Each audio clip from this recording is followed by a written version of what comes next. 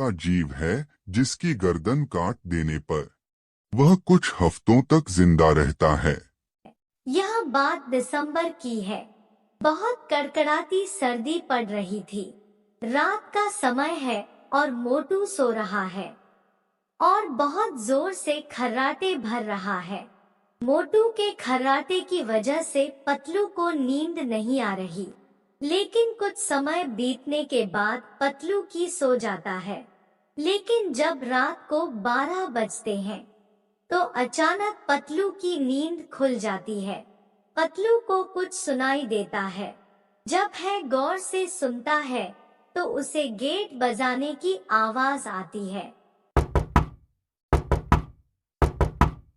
फिर पतलू दरवाजा खोलकर बाहर जाता है तो देखता है बाहर एक आदमी खड़ा है और उसके ऊपर सोने का प्रकाश आ रहा है। उस आदमी को देखकर पतलू डर जाता है। फिर वह आदमी पतलू से कहता है, तुम्हारा नाम पतलू है, मैं जानता हूँ। आज से ठीक 2 दिन बाद तुम्हारे दोस्त मोटू की मौत होने वाली है।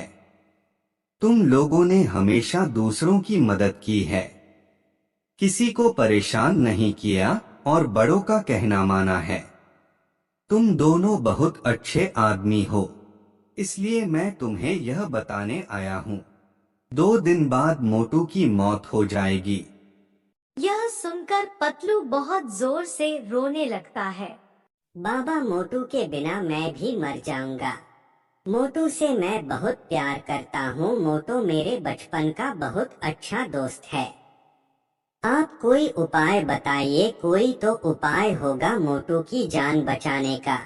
फिर वह आदमी बोलता है, उपाय है, लेकिन वह उपाय बहुत कठिन है। क्या तुम उस उपाय को कर पाओगे क्या?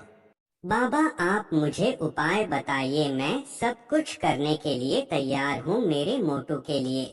तो वह बाबा बोलता है, काली पहाड़ी के उस पार एक जंगल है। उस जंगल में तुम्हें एक घर मिलेगा और उस घर में एक तांत्रिक बाबा रहता है। वह तुम्हारी कुछ मदद कर सकता है। उसके पास एक जादुई पत्थर है। अगर वह पत्थर मोटू के ऊपर लाकर रख दो तो मोटू मरने से बच जाएगा। और मैं तुम्हारी दोस्ती देखकर बहुत खुश हुआ, तो मैं तुम्हें मेरी शक्ति से सीधा उस जंगल में पहुंचा देता हूँ, जहाँ तुम्हें वह तांत्रिक मिलेगा। फिर वो बाबा पतलू को अपने जादू से उस जंगल में पहुंचा देता है। पतलू जंगल में तांत्रिक को ढूंढता है और उसे तांत्रिक का घर मिल जाता है। फिर पतलू तांत्रिक से मिलकर तांत्रिक को सारी बात बता देता है। फिर तांत्रिक बोलता है, लेकिन तुम्हें मेरे एक सवाल का जवाब देना पड़ेगा। अगर तुम्हारा जवाब सही निकला तो मैं तुम्हें वह पत्थर दे दूंगा। फिर पतलू बोलता है, मैं आपके सवाल का जवाब दूंगा, बस आप मेरे मोटू को बचा लीजिए कैसे भी करके। आप अपना सवाल पूछिए। ऐसा कौन सा जीव है जिसकी गर्दन काट देने पर वह कुछ हफ्तों तक जिंदा रहता है? फिर पतलू सोच में पड़ जाता है। थोड़ी देर सोचने के बाद पतलू को जवाब आ जाता है।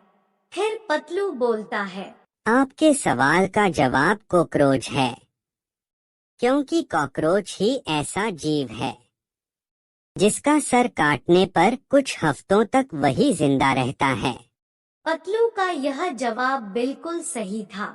तांत्रिक पतलू से खुश होकर उसे वह पत्थर दे देता है। फिर पतलू मोटू के पास जाकर उसके ऊपर वह पत्थर रख देता है। इस तरह पतलू ने मोटू की जान बचा ली।